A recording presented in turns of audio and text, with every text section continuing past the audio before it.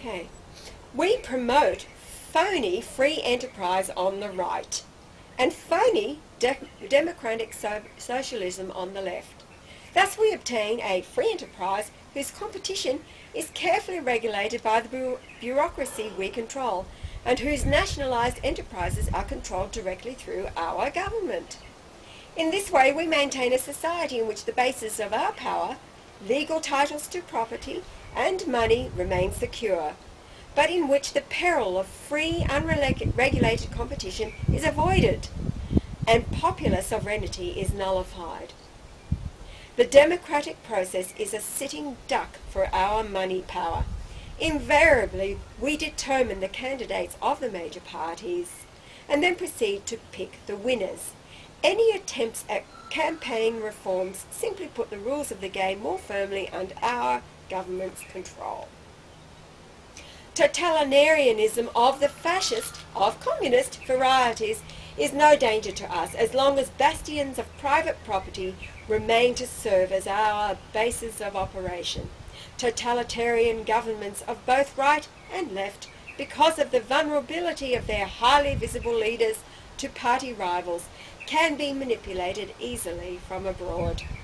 Primarily, totalitarian dictatorships efficiently prevent new money lords that could challenge our power from arising in whole continents, civilizations, and races.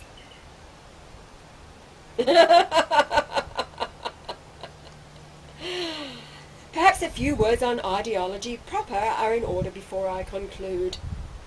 The only valid ideology, of course, is rational egoism. That is, the maximization of the individual's gratification by whatever means prove practical. This requires power over nature, especially when possible, power over other humans, who are the most versatile and valuable tools of all. Did you hear that? Humans, even they regard as the most versatile and valuable tool of all. That's because of what we just said a few moments ago. It's our time. They require our labour. Fortunately, we do not have a society of egoists.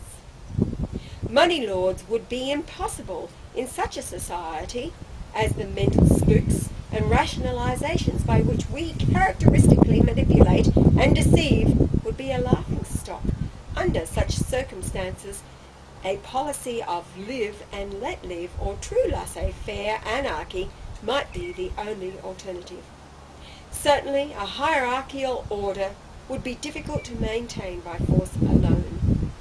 However, in the current era, while minds are yet in the thrall of altruistic, collectivistic, and divine, moralistic spooks, the egoist's rational course is to utilize such spooks to control others.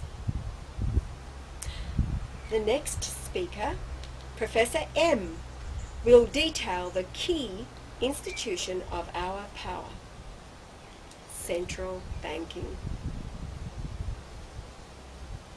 So here we have Professor M on the economics of central banking. Another quote.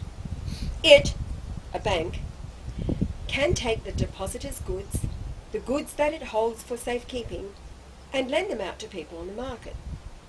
It can earn interest on these loans, and as long as only a small percentage of depositors ask to redeem their certificates at any one time, no one is the wiser. Or, alternatively, it can issue pseudo-warehouse receipts for goods that are not there and lend these on the market. This is the more subtle practice. The pseudo-receipts will be exchanged on the same basis as the true receipts, since there is no indication on their face whether they are legitimate or not. It should be clear that this practice is outright fraud. That was a quote by Murray Rothbard from Man, Economy and State. Another quote.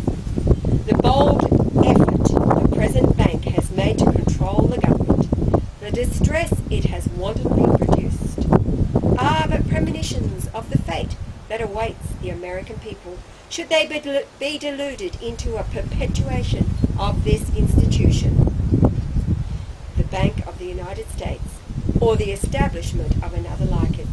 That was from Andrew Jackson, December 2nd, 1834. Now this is speaking to the Sun. Remember, this is Professor N. Now he's addressing the Sun.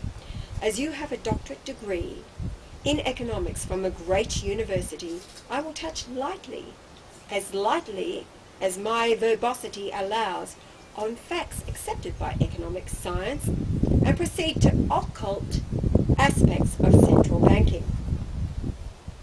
Since the division of labour is the key to all human achievement and satisfaction, a system of exchange is crucial. Barter is hopelessly complicated. A command economy in which each does and receives what B is told is also hopelessly cumbersome and fails to take advantage of individual initiative, ability and concrete knowledge. A medium of exchange, money, is the obvious solution. In brackets, even our highly centralized economies on the socialist model now enthusiastically embrace money as an indispensable simplifying tool in their economic planning. When left to themselves, people of a given geographical area settle upon a durable luxury commodity, usually gold or silver, to use as money. Because money is a store of value as well as a medium of exchange, people saved part of their gold income rather than spending it all. This gold was often stored in the vaults of a local goldsmith, the precursor of the modern banker, for safekeeping. The depositor received a receipt that entitled him to an equal quantity and quality of gold on demand from the goldsmith. At some point the goldsmith realized that there was no reason he could not loan out some of the gold for interest, as long as he kept gold on hand sufficient to meet the fairly predictable withdrawal rate. After all, he simply promised to pay on demand, not bold the gold as such. Better yet, he could simply issue more receipts for gold than he had bold gold. And the receipts, renamed notes, could circulate freely amongst the populace as money. However, he soon found that there was a definite limit set on this process by reality. Not all the extra notes issued circulated forever among the public. The rate of note redemption began to increase rapidly as the receipts passed into the hands of people unfamiliar with his reputation, and especially when competitive goldsmiths, always eager for more gold reserves, came into possession of his notes. To prevent a disastrous run on his gold reserves, note issuance had to be kept within bounds. But the spending power of over-issuance was a grave temptation.